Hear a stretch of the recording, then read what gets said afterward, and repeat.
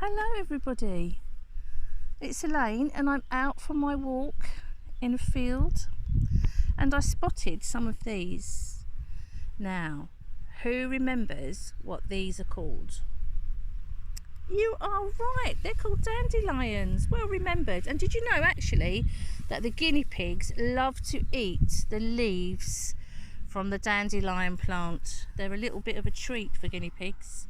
But yes, these are called dandelions. Now, who can remember who loves to get the nectar and eat bits of the dandelion? What insect?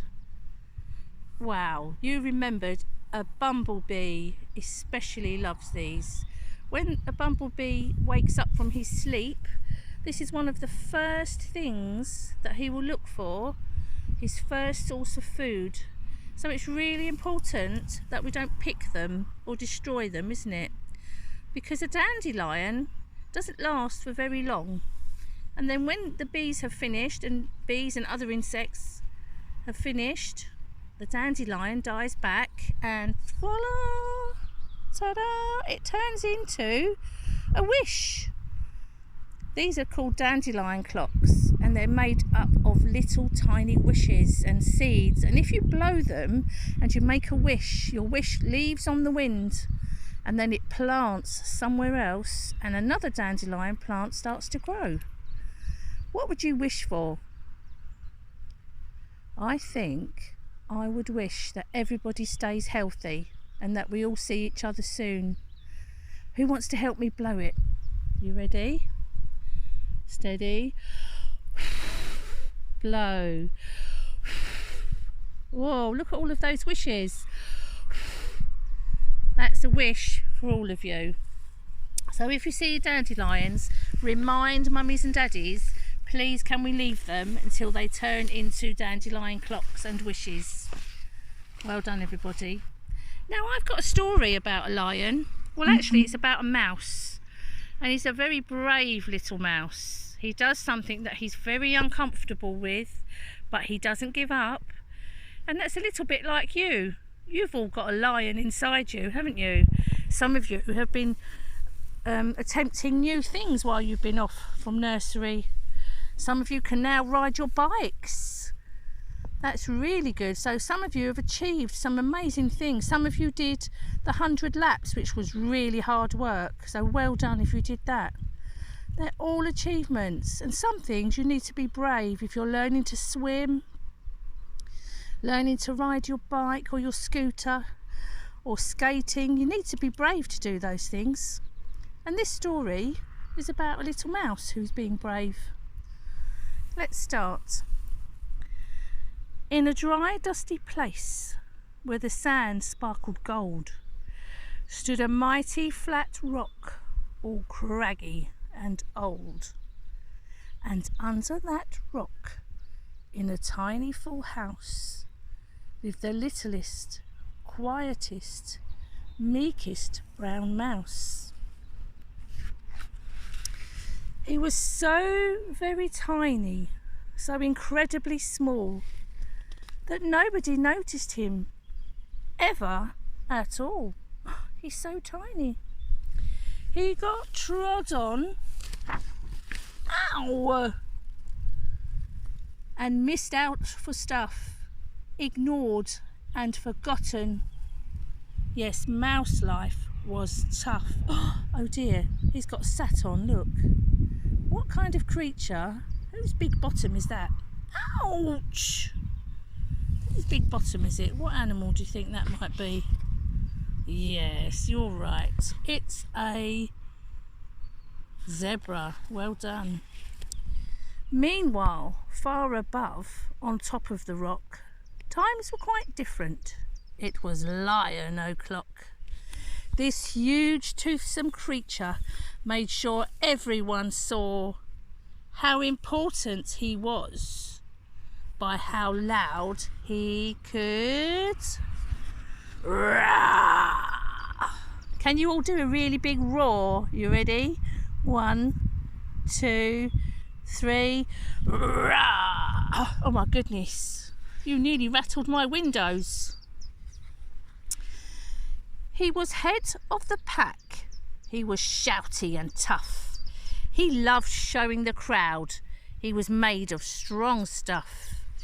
Yes, all were impressed by this mighty King Cat. If only, thought Mouse, I could be more like that. Can you see Mouse? Tell me to say stop when you can see Mouse. Ooh, stop. Well spotted. Then late one dark night, in his Minnie Mouse bed, the cleverest thought popped into his head. He jumped from the covers and held up a paw. I've got it, he said. What I need is a roar. I mean, what if this mouse with the weakest squeak was a little more grrr and a little less meek? Well, he'd still be the smallest of fuzzy brown mice, but he'd make friends and join in, and life would be nice.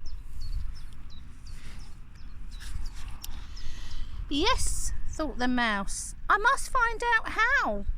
I will learn how to roar, and I will learn it now. But, oh my gosh, there was only one beast who could teach him this thing, but might make him a feast. It was time to be strong. Just take a chance. After all, forever was such a long time to feel small. So he made himself brave, and he thought like a winner. He set off for the top, hoping not to be dinner. It felt like the scariest thing he could do. But if you want things to change, you first have to change you. The further he climbed, the closer he got to the slumbering lion reclining on top. Then at last, as he stood on his tippity toes, he found himself suddenly nose to nose. Pardon me. Wake up, Mr. Lion. You've got company. Mr. Lion, what I've come to you for is... Do you think you could teach me to roar? What do you think the lion will say? A silence befell that twinkling plain. Lion opened his eyes and puffed out his mane. Time slowed right down. Why, it felt like a week. Then he opened his mouth and let out a... Oh, eek! Oh, that's not the reaction the mouse was expecting. The lion was shaking, his paws all a-fumble.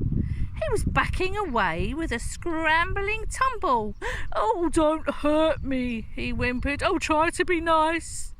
Well, my goodness, this lion was frightened of mice.